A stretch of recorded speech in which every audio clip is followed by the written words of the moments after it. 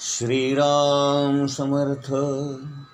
गोपाल कृष्ण भगवान की जय. ज्ञान मार्ग जो आहे त्याचा अधिकारी कोण? तर ज्याचा कर्मावरचा विश्वासच उडालेला आहे आणि ज्याला काहीच कर्म करण्याची गरज नाही किंवा इच्छा वाटत नाही, तो याचा खरा अधिकारी. म्हणजे कर्म संपूर्णपणे नाहीसं झालं पाहिजे. असं जेव्हा भगवंताकडून अर्जुनाने ऐकलं तेव्हा तो म्हणाला, बरं झालं हे भगवंतानी सांगितलं. मला आता युद्ध करायलाच नको. मी आता ज्ञानच मिळवतो आणि ज्ञानमार्गी होतो. ज्ञानमार्गी मनुष्य हा फार वरच्या पातळीवरचा असतो. त्याला साधन चतुष्टय जपावं लागतं. शंकराचार्यांनी अथातो ब्रह्म जिज्ञासा असं म्हटलेलं आहे. अथा म्हणजे केव्हा, तर नंतर. केव्हा नंतर? साधन चतुष्टय झाल्यानंतर. म्हणजे कसं? शम आणि दम झाल्यानंतर. शम म्हणजे आपल्या वासना शांत करणे, शमवणे, विझवणे. आणि दम म्हणजे आपल्या इंद्रियांना जी बाहेर धावण्याची सवय लागलेली आहे ती दाबून टाकणे, मोडून टाकणे, बंद करणे. शम आणि दम हे साधकांच्या दृष्टीने अत्यंत महत्त्वाचं असतं. जर आपल्या घरासमोरून एखादा बँड वाजत गेला तर आपलं लक्ष बाहेर जातच की नाही? कारण आपल्या मनाला आणि इंद्रियांना ही आपोआपच सवय लागलेली असते की जरा काही बाहेर काही घडलं की आपलं मन आणि आपली इंद्रिय ताबडतोब बाहेर धाव घेतात. आणि म्हणून आपण या गोष्टी आवरायला सावरायला शिकलं पाहिजे. दत्तात्रेयांचे 24 गुरु जे आपण भागवतामध्ये पाहिले त्याच्यामध्ये एका लोहाराकडून मी एकाग्रता कशी असावी हे शिकलो असं दत्त महाप्रभू म्हणतात. त्याची कथा अशी आहे की एक लोहार आपला भाता चालवत होता आणि लोखंडाची हत्यारं बनवत होता. तो एक सुंदर असा बाण बनवत होता आणि त्या बाणाचं टोक अगदी टोकदार होतंय की नाही इकडे त्याचं लक्ष लागलेलं होतं. तो हे काम करत असताना त्याच्या दरवाजाच्या बाहेरून राजाची मिरवणूक गेली. आता तुम्ही विचार करा, गावातला राजा आपल्या घरासमोरून जातोय, केवढा गाजावाजा झाला असेल, केवढा आवाज झाला असेल, केवढा कल्लोळ झाला असेल. परंतु या लोहाराचं आपल्या कामामध्ये इतकं एकरूपत्व झालं होतं की त्याला राजाची मिरवणूक आपल्या दरवाजाच्या बाहेरून गेली याचा पत्ताच नव्हता. थोड्या वेळाने काही वाट चुकलेली माणसं त्याच मिरवणुकीपैकी याला येऊन विचारू लागली, अहो आमचे राजेसाहेब या रस्त्याने गेले का? त्यावेळेला तो लोहार म्हणाला, मला माहीत नाही, मी माझं काम करण्यामध्ये मग्न होतो. ही कथा भागवतामध्ये आहे. आणि ही कथा सांगून मग दत्तात्रेय प्रभू म्हणतात की या लोहाराकडून एकाग्रता कशी असावी हे मी शिकलो. आपल्याला इतकं काही जमणार नाही, पण निदान थोडंफार दुर्लक्ष जरी करता आलं किंवा तिकडे धावणारं मन आपलं आवरता आलं आणि आपण जे कार्य करतो आहोत त्याच्यामध्ये गुंतवता आलं तरी पुष्कळ झालं. दम म्हणजे माणसाचं मन दमन करायचं, म्हणजे ताब्यात आणायचं. महाराज एकदा म्हणाले, राग कुणाला येतो? तर एक मनुष्य म्हणाला, मला राग येतो. महाराज त्यावर म्हणाले, तुम्हाला स्वतःला आवरायची सवय आहे का?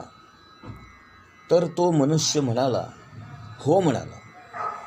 मग जर मी मला स्वतःला आवरू शकतो तर मग मला राग का आवरता येत नाही? मला राग आल्यानंतर तो राग आवरायला मी वेगळा राहिलो पाहिजे ना. कारण आपण मंडळी आपल्या आलेल्या रागाशी इतके एकरूप होतो, तादात्म्य पावतो आणि म्हणून राग आपल्याला वाहवत नेतो आणि मग त्या रागाच्या भरात आपण काय करतो यावर आपला ताबा राहत नाही.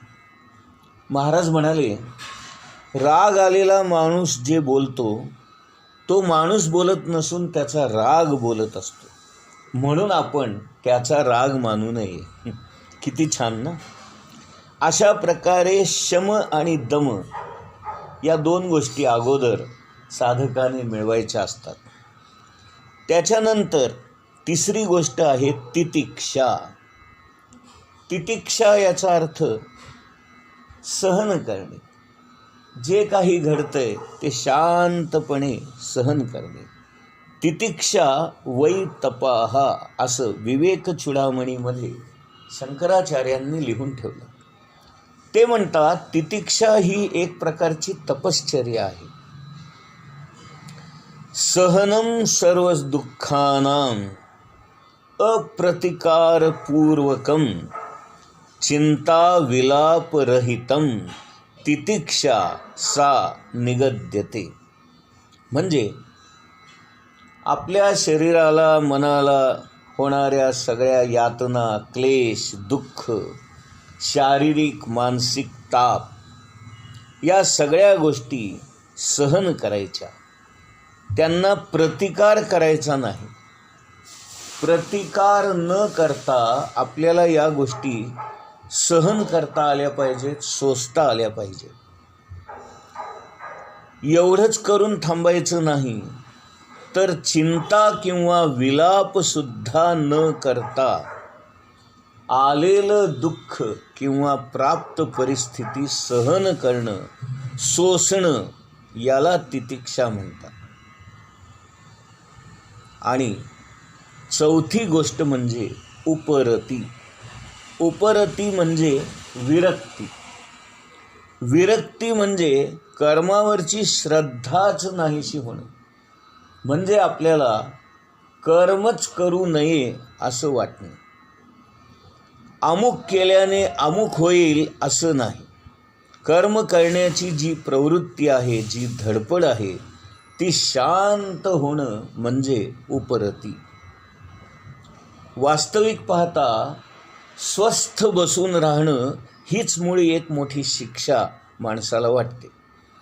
माणूस एक वेळ देहाने स्वस्थ बसू शकेल, परंतु मनाने स्वस्थ बसणे महाकठीण आहे. म्हणून काहीच न करता शांत राहणं आणि मनसुद्धा स्वस्थ शांत ठेवणं याला उपरती म्हणतात. आणि याच्यानंतर आपल्याला सगळ्यात महत्त्वाची गोष्ट म्हणजे हे आपण जे काही करतो त्या सगळ्या गोष्टींवर आपली श्रद्धा पाहिजे. श्रद्धा याचा अर्थ मी जे काही करतो आहे, जे काही चाललेलं आहे ते बरोबरच चाललेलं आहे अशी मनामध्ये भावना निर्माण करणं याला श्रद्धा असं म्हणतात. श्रद्धा आली की आपोआपच समाधान प्राप्त होतं. आणि म्हणून इथे भगवान श्रीकृष्ण सांगतात, साधन चतुष्ट ज्याला जपता येतं तोच ज्ञानमार्गाचा खरा अधिकारी असतो. आता लक्षात आलं तुमच्या? साधन चतुष्ट म्हणजे काय? शम, दम, तितिक्षा, उपरती या 4 गोष्टी. आणि या 4 गोष्टी करत असताना आपण सगळं बरोबर करतो आहोत किंवा जे काही घडतं आहे ते बरोबरच घडतं आहे ही श्रद्धा, या गोष्टी श्रद्धेने केल्या तरच आपल्याला समाधान प्राप्त होतं आणि तरच आपल्याला आनंद मिळतो. आणि म्हणून अशा प्रकारे साधन चतुष्टय सांभाळणं हे साधकाचं परम कर्तव्य असतं. तुकाराम महाराजांनी एक असा प्रश्न विचारला आहे, एकमेकांची पाहता असता दहने,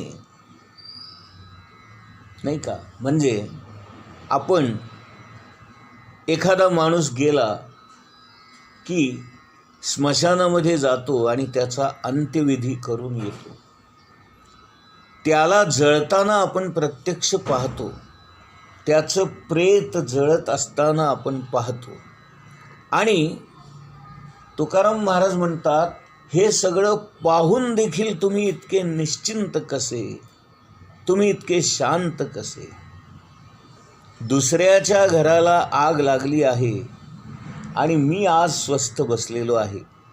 आज माझ्या घराला आग लागली नाही, पण वाऱ्याच्या झोताने ही आग उद्या माझ्याही घरापर्यंत येणार आहे. हे भान आपल्याला आहे का? हेच मुळी ज्ञानमार्गाचं सर्वात मोठं लक्षण आहे की आज जरी समोरचा माणूस जळत असला तरी उद्या मी सुद्धा जळणार आहे. कारण मी अशाश्वत आहे, माझा देह अशाश्वत आहे. माझ्या बरोबरीचे, माझ्या अगोदरचे गेले, माझ्या आधीचे मोठी माणसं गेली, माझ्या बरोबरची गेली, माझ्या पुढचे काही लहान माणसं पण गेली. मी पण कधी ना कधी जाणार आहे. ही जाणीव आपल्याला असली पाहिजे.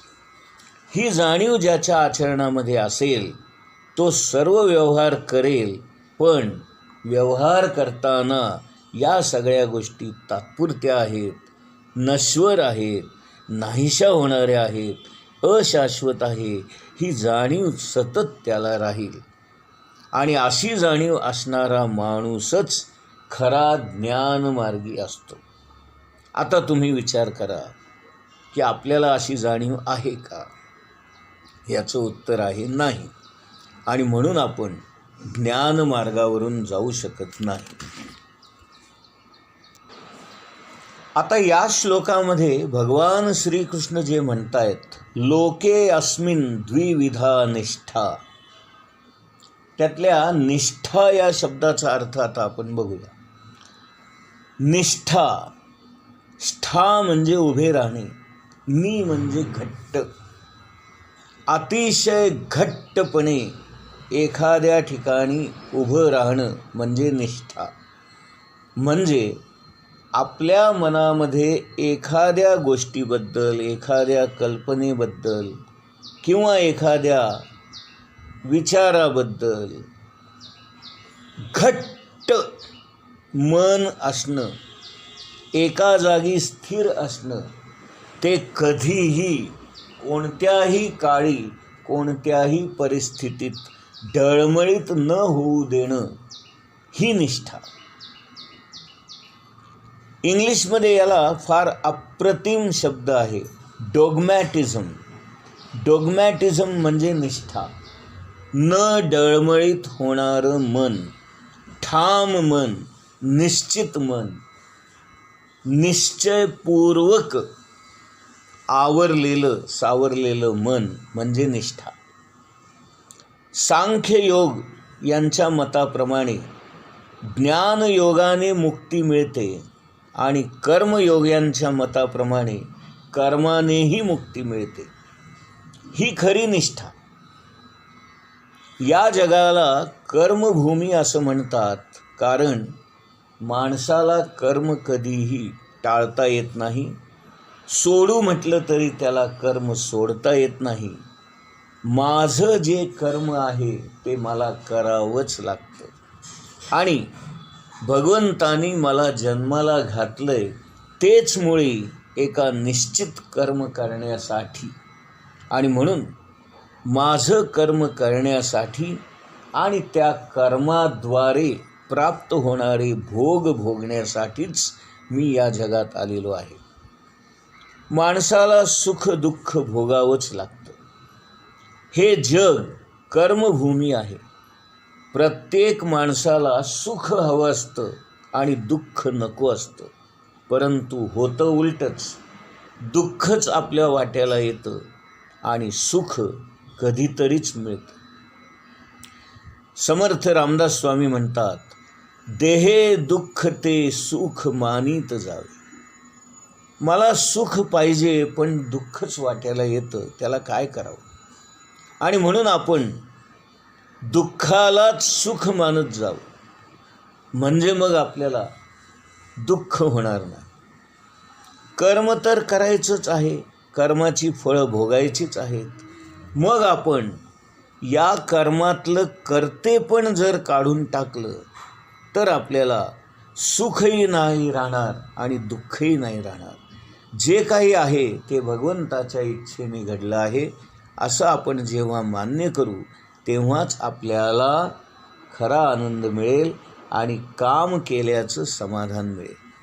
गोपाल कृष्ण भगवान की जय.